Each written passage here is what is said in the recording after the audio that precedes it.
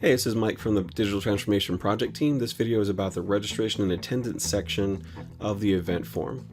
So in theory, what we're looking at here is the list of people that have gone out to the event calendar. They've searched for and found this particular event that they were interested in, and they have registered for it and now are showing up as a registrant into the event form here. So basically, anybody that signs up on the calendar, their entry shows up here for the event lead or the instructors to go through, and this is where they would do some of their vetting.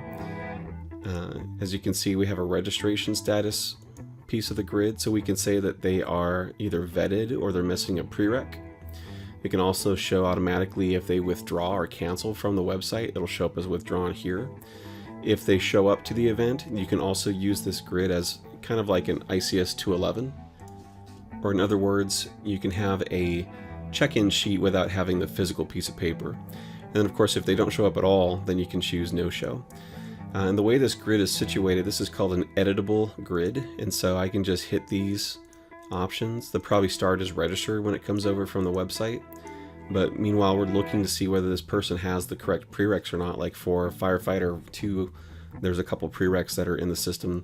So we can say this person's missing a prereq, this person's good to go. And then later on, whenever they show up, we can say that this person attended, this person did the prereq and attended, etc. So we can change these on the fly, and we don't have a save button to hit because it just kind of saves as we go.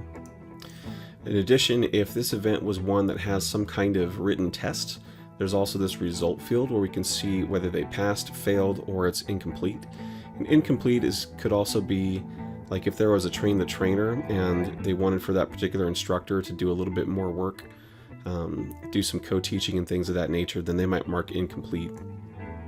So again, same thing here, we can say pass, fail, whether they attended or not. If there's any other notes we want to put, this is a simple text field.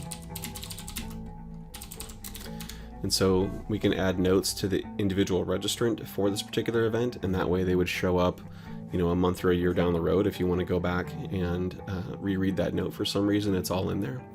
So this entire grid is available to the event lead as well as anybody that has the access to edit the events. So in this case, the training department, for example, might also come in here and do some of this editing as well. If you have more than one grid worth of people, you'll have this little bar over here where you can go forward and backward. And then for the people that have the ability to export, they'll also see an option right here where they can click this button to be able to get to the area where they can actually export this list to something like Excel. In the future, in the very short future, we're also going to have another button either here or somewhere at the top where we'll have a Word template specific to the event registration, where you can click a button and you'll be able to export without actually having the export permission. And so that's good. That allows us to grant that to a lot more people, so that the event lead, if they wanted to, for example, they have all the email addresses for their registrants.